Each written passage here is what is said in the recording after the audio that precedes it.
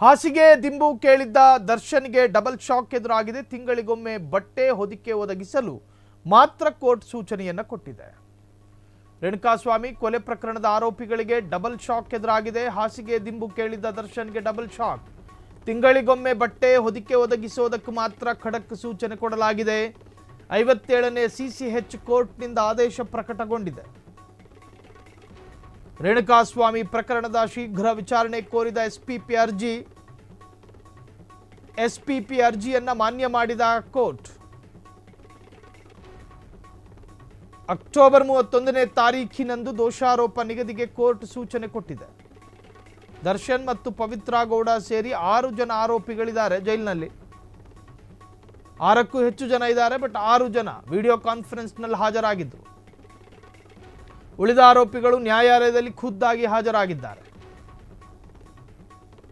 ಹಾಗಾದ್ರೆ ದರ್ಶನ್ ಅರ್ಜಿಯಲ್ಲಿ ಏನಿತ್ತು ಅನ್ನೋ ಕುತೂಹಲ ನಿಮಗಿದೆಯಾ? ನನ್ನನ್ನು ಕ್ವಾರಂಟೈನ್ ಸೆಲ್ನಲ್ಲೇ ಇರಿಸಲಾಗಿದೆ, ಒಬ್ಬಂಟಿಗನನ್ನಾಗಿಸಿ. ಬಿಸಿಲು ಬೀಳದ ಜಾಗದಲ್ಲಿ ವಾಕಿಂಗಿಗೆ ಅವಕಾಶ ನೀಡಲಾಗಿದೆ. ಸೂರ್ಯ ರಶ್ಮಿಗಳು ನನ್ನ ದೇಹವನ್ನು ಸೋಂಕುತ್ತಿಲ್ಲ ಅಂತ. ಇದರಿಂದ ನನ್ನ ಆರೋಗ್ಯದಲ್ಲಿ ಮತ್ತಷ್ಟು ವ್ಯತ್ಯಾಸಗಳಾಗಿದೆ. ಈ ಹಿಂದೆ ನ್ಯಾಯಾಲಯವು ನೀಡಿದ್ದ ಆದೇಶಕ್ಕೂ ಜೈಲಿನ ಅಧಿಕಾರಿಗಳು ಬೆಲೆ ನೀಡುತ್ತಿಲ್ಲ. ಹಾಸಿಗೆ ದಿಂಬು ಕೇಳಿದ್ದ ದರ್ಶನ್ಗೆ ಡಬಲ್ ಶಾಕ್. ತಿಂಗಳಿಗೊಮ್ಮೆ ಬಟ್ಟೆ ಹೊದಿಕೆ ಒದಗಿಸಲು ಮಾತ್ರ ಸೂಚನೆ. ಜೈಲಿನ ಆವರಣ ರಾಜಸ್ಥಾನಿನ ಮೈದಾನ ಇದ್ದಂಗಿರಲ್ಲ. ಜೈಲಿನ ಸೆಲ್ಲಲ್ಲಿ ಒಂದು ಸಣ್ಣ ವೆಂಟಿಲೇಟರ್ ಇರುತ್ತೆ ಉಸಿರಾಡೋದಕ್ಕೆ, ಜಾಗು ವಾಕ್ ಮಾಡೋದಕ್ಕೆ. ಮನುಷ್ಯನಿಗೆ ಸೂರ್ಯನ ಕಿರಣಗಳು ಅತ್ಯಂತ ಅವಶ್ಯಕ ಆತನ ಆರೋಗ್ಯದ ಮೇಲೆ. ಸೂರ್ಯನ ರಶ್ಮಿಗಳು ಮನುಷ್ಯನ ದೇಹಕ್ಕೆ ಸೋಂಕಲೇಬೇಕು.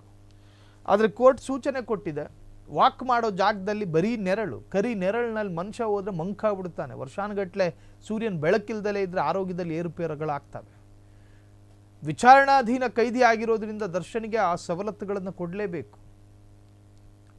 ಬಂದಿ ಕೈದಿ ಆಗಿಲ್ಲ ಆತ, ಸಜಾ ಕೈದಿ ಏನಾಗಿಲ್ಲ, ವಿಚಾರಣಾಧೀನ ಆರೋಪಿ ಅಷ್ಟೇ.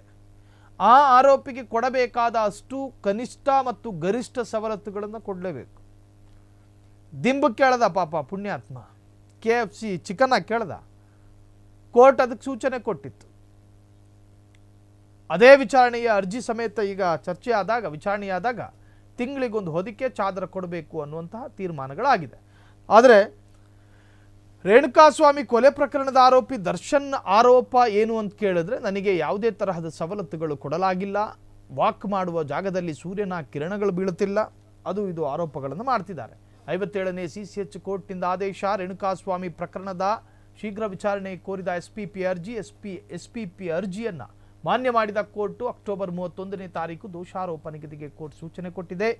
ದರ್ಶನ್ ಮತ್ತು ಪವಿತ್ರ ಗೌಡ ಸೇರಿ 6 ಜನ ಆರೋಪಿಗಳು ವಿಡಿಯೋ ಕಾನ್ಫರೆನ್ಸ್ನಲ್ಲಿ ಹಾಜರಾದರೂ ಉಳಿದಂತಹ ಆರೋಪಿಗಳಿಗೆ ನ್ಯಾಯಾಲಯ ಖುದ್ದಾಗಿ ಹಾಜರಾದ ಕಾರಣ ಅಲ್ಲೇ ಇದ್ರು. ಹಾಗಾಗಿ ಈ ವಿಚಾರಣೆ ನಡೆಯಿತು. ಹಾಗಾದರೆ ದರ್ಶನ್ ಅರ್ಜಿಯಲ್ಲಿ ಏನಿತ್ತು ಅನ್ನೋದನ್ನು ನೋಡೋದಾದರೆ, ನನ್ನನ್ನು ಕ್ವಾರಂಟೈನ್ ಸೆಲ್ನಲ್ಲೇ ಇರಿಸಲಾಗಿದೆ. ಕೊರೋನಾ ಸಂದರ್ಭದಲ್ಲಿ ಒಬ್ಬನನ್ನು ಕ್ವಾರಂಟೈನ್ ಮಾಡ್ತಾ ಇದ್ರು. ಅಲ್ಲಿ ಯಾರು ಇರಬಾರದು, ಯಾರ ಸಂಪರ್ಕವೂ ಇರಬಾರದು ಅನ್ನೋ ತರಹದ ಪ್ರತ್ಯೇಕ ಕೊಠಡಿ ಅದು. ನನ್ನನ್ನು ಕ್ವಾರಂಟೈನ್ ಸೆಲ್ನಲ್ಲೇ ಇರಿಸಲಾಗಿತ್ತು ಅನ್ನೋ ಆರೋಪ ದರ್ಶನ್ ರವರದಿಂದ ವ್ಯಕ್ತವಾಗಿದೆ.